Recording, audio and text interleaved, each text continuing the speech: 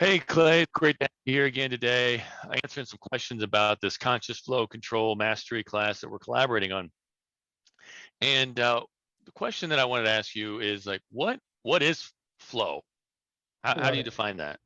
It's shocking. Once we get into it, Matt, and we start studying and we start becoming, we're an expert in something, it feels like everybody knows about it. And it still surprises me how many people don't actually connect what flow state is to their life. They think Hmm. it might be like Muhammad Ali in the ring or Steph Curry sinking threes. And it is. When you look at an athlete that is performing at that level and it's just awe inspiring, or maybe a musician playing a song or a concert, or a great work of art, that is typically produced by someone in a state of flow. Another way Hmm. to say it would just simply be the zone. Yeah. Yeah. Being in Now, the zone. what's physically going on, we haven't known. Like previously, back in the day when, like, what was it, Da Vinci that painted the Sistine Chapel, or is that the right That guy, was or is it Michelangelo. That was, Michelangelo? yeah. Yeah. Yeah. Michelangelo, I'll turn this way and do it right. Michelangelo's painting the Sistine Chapel, and people knew there's something special about that guy, right? Yeah. And they used to think that his brain operated differently, and they thought it was going faster than everybody else's. I think it was Da Vinci. The reason I said Da Vinci is because I always go to him with all the inventions and all the stuff that he created. I think he's an excellent example of being in the zone. Absolutely. Well, that's another person.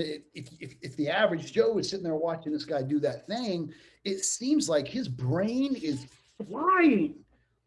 Well, about a decade ago, actually, it's pushing about 15 years ago now, with the advent of the fMRI, they were able to crack our brains open at new levels. And they found out that what's actually happening is the majority of your brain is slowing down and or actually shutting down.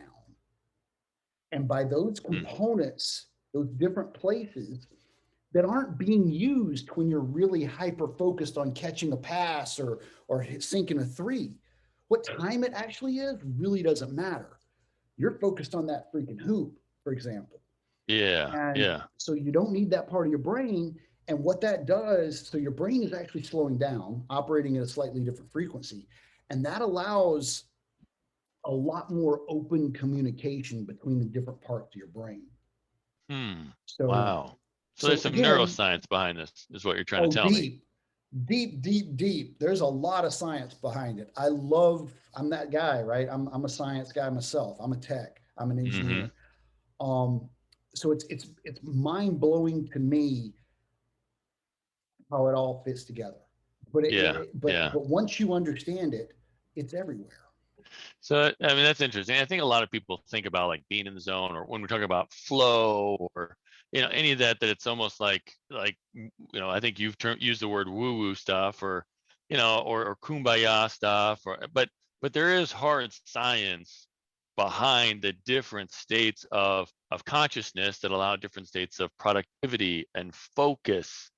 And so there's a lot of science behind this, and so really this kind of class that we're going to do, for it's about 12 weeks long here coming up, is it's not just about any of the woo woo stuff. It really is about using science, proven techniques to help you increase your productivity to, I think we talked before, it might be, twice the productivity in, half the time, but but some of that research you were saying, it could be up to like 500 times productivity, right?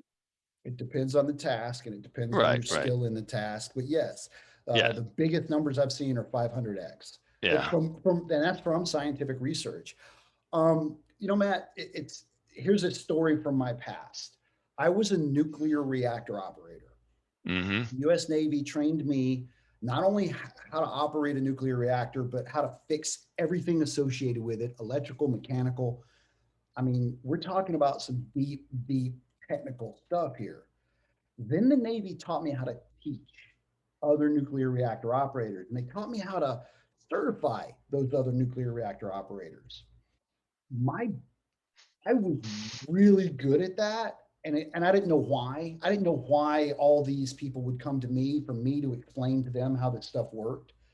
I had no idea back then. But what I've realized is what it is, Matt, is I'm the guy that sits there and reads this research paper, and then when I deliver it to you or to the masterclass or to my previous clients, it doesn't feel like a technical lecture because it's Mm, not.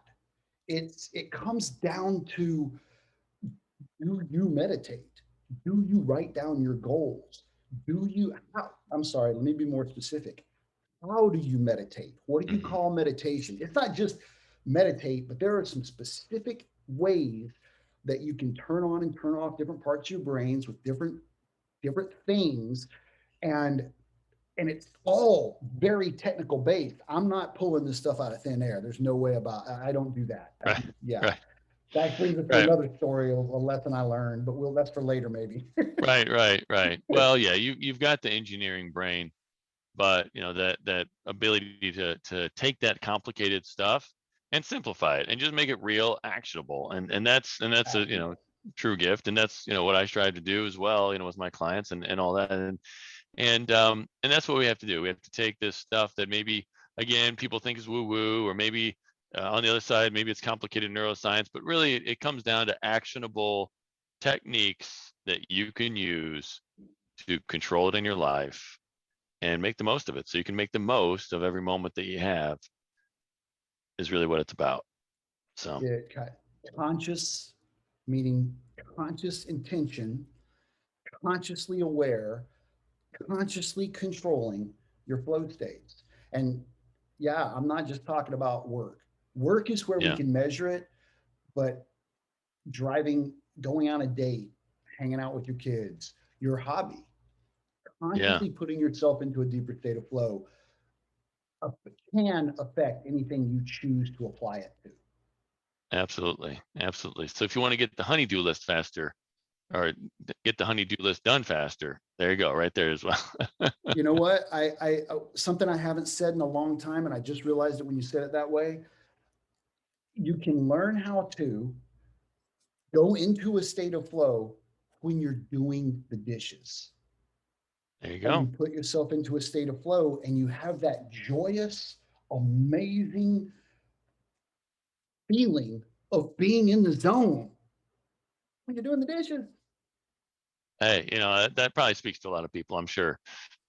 Even a It does. mundane task can be much more enjoyable being in the zone. So one more thing, One quick one more one. thing. All right. Here, and then we'll go. I just saw the time. One of my favorite clients. If you go to the application page and the description page, I think I have his recording on there. I didn't know this. I was completely ignorant of this until the day he told me, and I hit the record button on Zoom when he told me this, and then I started asking All right. questions.